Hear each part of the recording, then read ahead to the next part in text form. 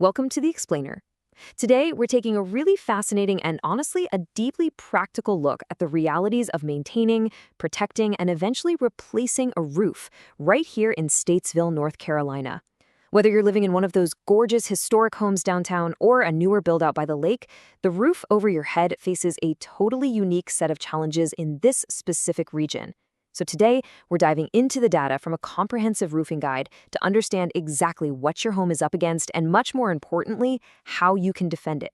Let's get started. All right, let's jump right in with this number, 150 degrees. Just imagine that for a second, 150 degrees. That represents the scorching temperature an unventilated attic can actually reach during a North Carolina summer. When your attic isn't properly breathing, it traps all that extreme heat and essentially starts slowly cooking your roof from the inside out. It's a huge, huge issue for older homes in our area, and it can literally shorten the lifespan of your shingles by years. To help you protect your home, here's our roadmap for today. We're going to cover weather threats, identifying damage, strict building codes, the replacement process, and finally, costs and insurance. Starting off with Section 1, Statesville's unique weather threats. We have to start by understanding the invisible enemies attacking your roof every single day in the Piedmont region.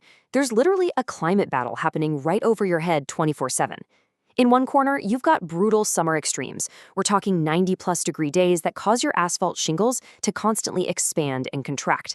This is called thermal cycling, and it slowly loosens fasteners and creates these tiny little gaps for water to sneak in. But then in the other corner, you have severe thunderstorms bringing 60-plus mile-per-hour winds, not to mention winter freeze-thaw cycles that actually lift your shingles and crack their sealants. It's just a relentless back-and-forth swing. And here's the thing. Our specific local environment totally adds fuel to the fire. It's not just the sky you have to worry about, it's the ground. The red clay soil we have everywhere in Iredell County holds onto a ton of moisture. Combine that with being right next to Lake Norman, and you get this highly humid microclimate.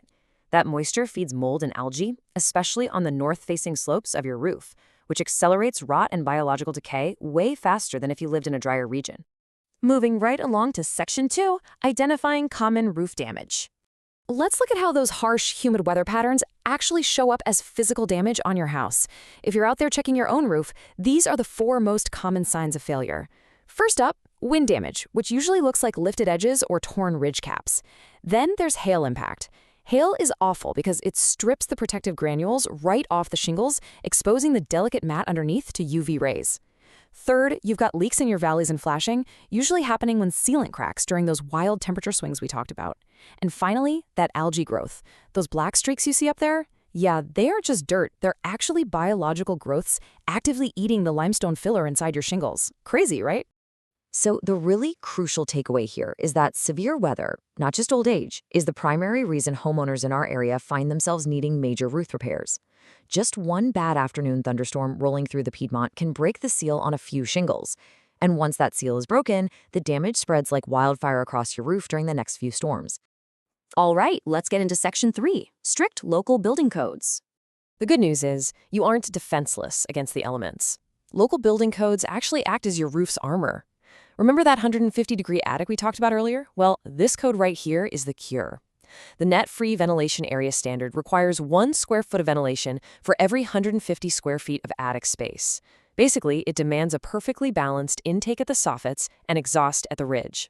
Without this airflow, moisture gets trapped, and that leads directly to rotting wood in the winter and baking your shingles from the inside out in the summer. Now, check out this number, 110 miles per hour. Because we get so many severe thunderstorms around here, this is the absolute minimum wind rating your new shingles legally have to meet to be installed in Statesville. But achieving a rating on paper in a lab is one thing. Actually getting the roof to hold up in a real storm, that's another story entirely. To guarantee those shingles actually stay put when the wind is howling at 110 miles per hour, the code demands exactly 6 fasteners per shingle. And our sources really emphasize the importance of hand nailing these to the proper depth. Rush generic pneumatic nailing often overdrives the nail right through the shingle or underdrives it so it's loose. Either way, doing that completely voids your wind warranty and leaves your home totally vulnerable. We also have to talk about the ice and water shield. This is a very specific building code detail designed to stop water from backing up under your shingles. It's required in the roof's valleys and all along the eaves, and it has to extend a full 24 inches past the exterior wall line. This stuff is your ultimate defense during those rare but incredibly damaging winter freeze-thaw events where ice dams try to push water up and under your roofing material. Next up, Section 4, the roof replacement process. Now that we know what components go into a durable roof, what does it actually look like when a pro replaces it?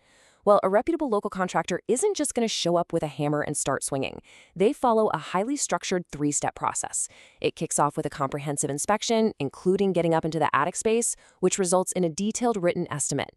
Then comes the actual installation with really strict quality control checkpoints. And finally, you get a final walkthrough, a municipal inspection, and the proper handoff of all your warranty documentation. This whole process ensures everything meets those strict manufacturer specs we just went over. The big, absolute must-know concept here is the full tear-off. A proper replacement is never just slapping new shingles on top of old problems. Honestly, that's a recipe for disaster. A real replacement requires stripping the roof completely bare, down to the wood, so they can fix any underlying rot caused by our humid climate. On top of that, true professionals respect your property. They use magnetic sweepers daily to catch stray nails, and they haul everything away in dedicated dumpsters so your yard stays completely pristine. And finally, Section 5, navigating costs and insurance. Let's demystify the bottom line. When you look at the cost drivers for a replacement, the most expensive part actually isn't always the shingles themselves. Notice how complexity and hidden damage play a massive role here. A steep pitch with a bunch of dormers and valleys takes significantly more skilled labor time than a simple flat ranch house. And if that full tear-off reveals hidden moisture damage in your decking, replacing that rotted wood is going to drive up the cost, regardless of whether you chose budget or premium shingles. To put the sheer scale of the materials into perspective, 60 to 67. That is the typical number of shingle bundles required for a standard 2,000 square foot roof. And that's not just a flat measurement, by the way. Experienced roofers always build in a 10 to 15% buffer to account for waste, all those necessary cuts along the edges, and the complex overlaps needed for valleys and steep pitches to make absolutely sure everything remains watertight. Now listen up, because this is something every homeowner really needs to pay attention to regarding insurance.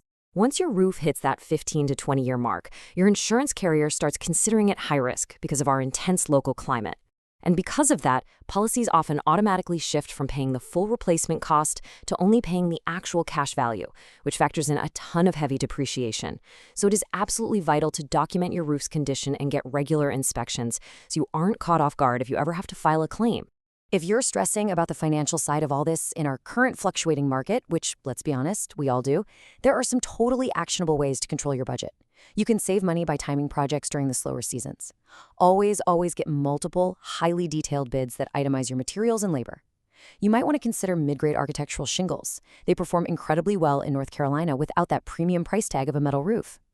But the absolute most important thing, address minor repairs immediately. Fixing a tiny leak today is going to prevent a wildly expensive rotten decking replacement tomorrow. Which brings us to our final thought for the day. Considering everything we've explored today, the constant thermal cycling, that extreme 150-degree attic heat, the 11-mile-per-hour wind requirements, and all those hidden moisture threats from our local clay soils, how confident are you in the roof over your head right now? Really think about it. Take a second today to look up at your ceilings, or take a quick walk outside to check for any missing granules or those weird black streaks. Being proactive today is 100% the best way to keep the elements out tomorrow. Thanks so much for joining me on this explainer, and keep learning.